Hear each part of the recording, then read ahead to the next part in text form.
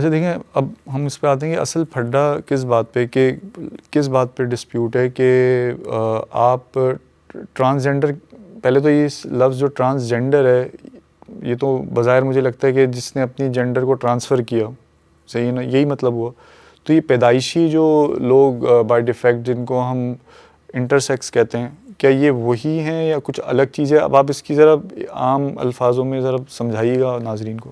میری کوشش ہے کہ تمام الفاظ جو ہے وہ میں ٹیکنیکلی بیان کرنے کی بجائے عام فہم انداز میں پیش کروں، تاکہ جو ناظرین ہیں، عامت الناس ہیں، خطبہ ہیں، علماء ہیں، ان کو یہ چیز سمجھ آ سکے. دیکھیں، اس میں سب سے جو اہم چیز ہے وہ اس کی جو ہر قانون کے اندر ایک چیپٹر ہوتا ہے جس میں تعریفات یا ڈیفینیشنز دی گئی ہوتی ہیں، جس میں ہر چیز کو ڈیفائن کیا جاتا ہے کہ اس لا میں کس اصطلاح کا کیا مطلب ہوگا. صحیح. اور اس کی افیشیل ڈیفینیشن ہوتی ہے، وہ ریکگنائزڈ لیگل ڈیفینیشن ہوتی ہے. صحیح. اس ایکٹ میں جو خاص طور پہ اس ڈیفینیشن کا باب ہے، اس میں اگر آپ پڑھیں سیکشن 2 اس کو کہا جاتا ہے ڈیفینیشنز کا، اس میں 2N جو ہے وہ ٹرانسجینڈر کی تعریف کرتی ہے. صحیح. ہمارا جو پٹیشنرز کا بھی موقف ہے اور جو فی الحقیقت بھی ایسا ہی ہے، وہ یہ ہے کہ جو سیکشن 2N اس میں 1 2 3 4 جو دی ہوئی ہیں سب سیکشنز، اس کے مطابق بہت سارے ایسی چیزیں ہیں کہ جو غیر شرعی طور پر ان کی ڈیفینیشنز اختیار کر کے ان کو اس بل میں شامل کیا گیا. اور ایک پبلک میں معاملہ یہ ہے کہ پبلک یہ سمجھتی ہے، عوام یہ سمجھتی ہے کہ شاید ٹرانسجینڈر کا مطلب یہ ہے کہ ایسے لوگ جو پیدائشی طور پر جن میں کوئی نقص یا کوئی خدا نخواستہ کوئی ایسی چیز ہے، کوئی ڈس آرڈر ہے، تو وہ ٹرانسجینڈر ہوتا ہے، حالانکہ ایسا نہیں ہے. اچھا، تو پھر مطلب ٹرانسجینڈر کیا چیز ہے؟ آپ اس سوال کا جواب اگر دو اب مختلف ہے کہ ٹرانسجینڈر کیا ہے. انٹرنیشنل لا میں ٹرانسجینڈر انٹائرلی ڈیفرنٹ ہے، اور پاکستان میں جو یہ قانون پاس کیا گیا اس کے تحت جو کیا گیا وہ بالکل مختلف ہے. اور یہ جو عام پبلک میں پیدا کیا گیا وہ اسی وجہ سے ہے کہ جو انٹرنیشنل لا میں جو بائی برتھ جن کے ڈیفیکٹ ہوتا ہے یا ڈس آرڈر ہوتا ہے کوئی آرگنز میں، ان کو ہم اسلامی یا شریعہ کی لحاظ میں ہم ان کو خنثی بولتے ہیں. صحیح ہے. کہ ان کے بیک وقت ان کے میل اور فیمیل آرگنز دونوں ہوتے ہیں، یا دونوں ہونے کے باوجود کوئی اب نارملٹی بھی ہوتی ہے یا وہ ہوتے ہی نہیں ہے سرے سے، تو ان کو ہم خنثی شرعی اصطلاح میں بولتے ہیں. عربی میں بھی خنثی کہا جاتا ہے، اور انگلش میں اس کو انٹرسیکس یا ہرمافروڈائٹ کہا جاتا ہے. صحیح. میڈیکل لینگویج میں ہرمافروڈائٹ کہا جاتا ہے.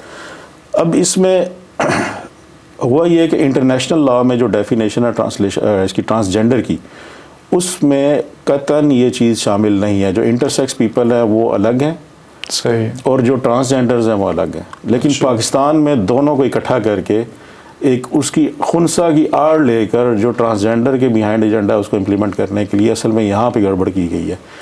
پھر اس میں جو دوسری ڈیفینیشن کی کلاز ہے اس میں جو یونیک کا لفظ استعمال ہوا ہے. یونیک کا لفظ ایسا ہوتا ہے کہ ایسا مرد، بنیادی طور پر وہ مرد ہوتا ہے لیکن اس کے جو مردانہ اعضاء ہے اس میں کوئی ڈیفیکٹ ہو، صحیح، اس کے ساتھ دوسرا ڈس آرڈر نہیں ہوتا. مثلا اس کے پاس دوسرے آرگن نہیں ہوتے، جس طرح خنثی میں یہ ہوتا ہے کہ میل آرگن بھی ہے، فیمیل آرگن بھی ہے. ان شارٹ یہ کہ اگر ایک شخص پیدائشی مرد ہے لیکن کسی بھی وجہ سے اس کا آرگن کو ہٹایا جاتا ہے، یا وہ خود نفسانی خواہش سے کرتا ہے یا تو کسی شرعی عذر کی بنیاد پہ ہوگا، وہ مرد ہی ہوگا نا، کیونکہ اس کے لیے شریعہ نے یہی احکام کہا ہے کہ وہ جب پیدائشی طور پر مرد ہے تو مرد ہی کنسیڈر ہوگا. اس کی ایک وجہ بھی ہے، وہ لاجیکلی بھی سمجھ آتی ہے میڈیکل سائنس میں. دیکھیں، آپ اپیرنٹلی آپ نے آرگنس کو آپ بے شک ریموو کروا دیں، لیکن جو آپ کے انٹرنل سسٹم ہے اس کے اندر جو مختلف جو وہ آپ کی کیا وہ کیا ہوتے ہیں لیکوڈز وغیرہ جو ہوتے ہیں جو انسانی ضرورت بھی ہوتے ہیں جو ٹریول کر رہے ہیں، وہ تو وہی رہیں گے. بالکل ٹھیک ہے. تو آپ کے جو انٹرنل اعضاء ہیں وہ سارے کے سارے انٹرنل آرگنس جو ہیں وہ اگر مرد کے ہوں اور آپ اوپر سے ریموو کروا کے اس کو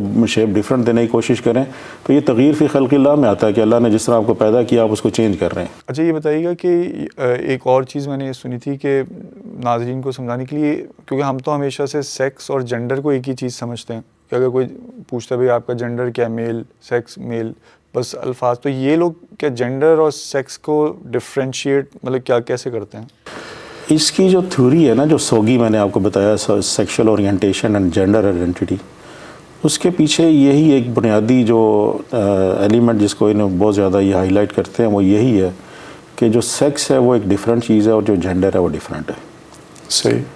اب میں اس پہ جو اچھا سوری آپ کو ڈسٹرب کر رہا ہوں, یہ کیا شروع سے ان کا تھا ویسٹرن سوسائٹی کا 1950s میں یہ آئیڈیا سامنے آیا, اس کو 1950s میں یہ سامنے آیا. اس کا ایک سائنٹسٹ تھا, اس نے کہا کہ سیکس ڈفرینٹ چیز ہے اور جینڈر ڈفرینٹ چیز ہے. اچھا اب اس میں دوسری جو دیکھنا ہم نے یہ ہے کہ کیا جینڈر کا لفظ جو ہے وہ انگلش کا اپنا ہے.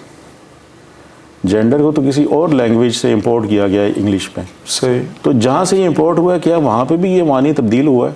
تو آپ لیٹسٹ ڈکشنری اٹھا دیں, جینڈر کا میننگ آج تک بھی وہی ہے. اب اس کے بعد آ گیا کہ کیا شریعت کی زبان انگلش ہے؟ ہمارا یہ بلیو ہے کہ شریعت جو ہے وہ مکمل ہو چکی ہے. الیوم اکملت لکم دینکم واتممت علیکم نعمتی, یہ آیت کی تناظر میں ہم دیکھیں کہ ہماری شریعت اس وقت مکمل ہو چکی ہے. اس کے بعد اس میں کوئی تبدیلی کی گنجائش نہیں ہے. تو شریعہ کا جو بنیادی ماخذ ہے, جو بنیادی اس کا میڈیم ہے, وہ عربی ہے, انگلش نہیں ہے. جی. کیا انگلش میں الفاظ کی تبدیلی 1950 والی تبدیلیوں کو عربی میں ہم کیسے امپلیمنٹ کریں گے؟ عربی میں تو یہ لفظ ہی نہیں ہے ٹرانسجینڈر کا. عربی میں جو انہوں نے اب لفظ, پہلے یہ کرتے تھے متحول جنسین کے نام سے یہ لفظ استعمال ہوتا تھا. اس کے بعد انہوں نے جب دیکھا کہ ہماری اس پہ بھی بات نہیں بنتی, کیونکہ متحول جنسین سے صاف واضح ہوتا ہے کہ یہ اپنے آپ کی جنس تبدیل کر کے آئے ہوئے, تو پھر انہوں نے ٹرانس یا ٹرانسجینڈر, اچھا, عربی میں یہ لفظ جو ہے نا اس کو داخل کیا. اچھا. تو پوری فقہ آپ اٹھا لیں, پوری شریعت اٹھا لیں, پوری احادیث اٹھا لیں, ایسا کوئی لفظ اس پہ موجود نہیں ہے. تو میرا یہ بلیو ہے, ہو سکتا ہے اس سے لوگوں کا اختلاف ہو, کہ جب شریعت کی زبان میں ایسا کسی گنجائش نہیں ہے کہ جینڈر اور جنس سیکس یہ ڈیفرنٹ ہے, تو اسی طرح جو شریعت کی عربی کی زبان ہے جب اس میں نہیں ہے, اس کے کسی پورے ہمیں سورسز میں کہیں نہیں ملتا, مصادر مراجع میں ہمیں کہیں ایسی چیز نہیں ملتی, تو پھر ہمیں ان چیزوں کو جو بالکل امپورٹنس نہیں رکھتی اس کی کوئی امپورٹنس نہیں رہتی. نمبر 2, اب آتے ہیں کانسٹیٹیوشن میں. ہمارے کانسٹیٹیوشن میں بھی ایسی کوئی چیز نہیں ہے کہ جس میں جینڈر اور سیکس کو الگ الگ کیا گیا ہو. بہت ساری رپورٹڈ ججمنٹس ہیں, جینڈر ڈسکریمنیشن پہ بھی بات کرتی ہیں, وہی سیم ٹائم سیکس ڈسکریمنیشن کا ورڈ بھی یوز کرتی ہیں. تو اس کا مطلب ہے کہ یہ انٹرچینجبلی یوز ہوتا رہا ہے. صحیح.